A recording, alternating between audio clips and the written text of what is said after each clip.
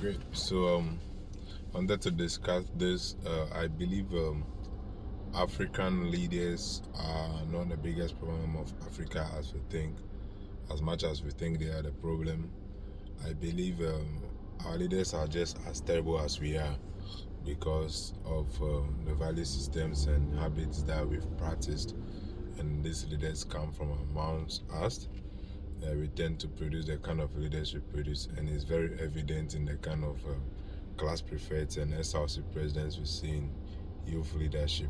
They are going to grow to become just like our leaders that we have currently. So we need to begin fixing the system from the newer generation coming. We need to begin to fix the system from the younger ones that are now coming up. Okay, so we need to look at some of these people and improve some of our mentalities and lifestyle.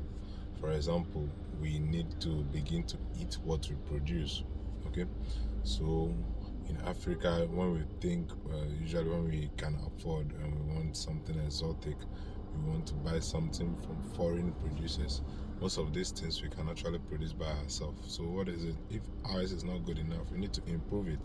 We need to improve upon it, and we need to insist on getting what we produce. Okay, that's one of the things we can do. We need to get more productive as well, because we think, oh, it's not enough for us, so we need to import the excess that we need, or we need to import the deficit that we need. Why do we always have deficit? If we need more, we need to produce more. We either get more to serve us, or the next point which I was going to go to is we become more efficient or conservative. We need to conserve energy. So the other thing is that, yeah, we believe that, oh, it's not enough, so let's get more to meet our needs. And do we really need that much, or we are just wasting the little that we have?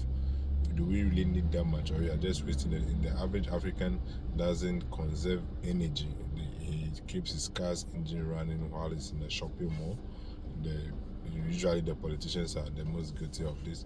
The next people guilty of this is government employees, because they don't pay for this themselves, so they just waste it. The light keeps on in the office, nobody cares. We keep ACs running in the office, nobody cares.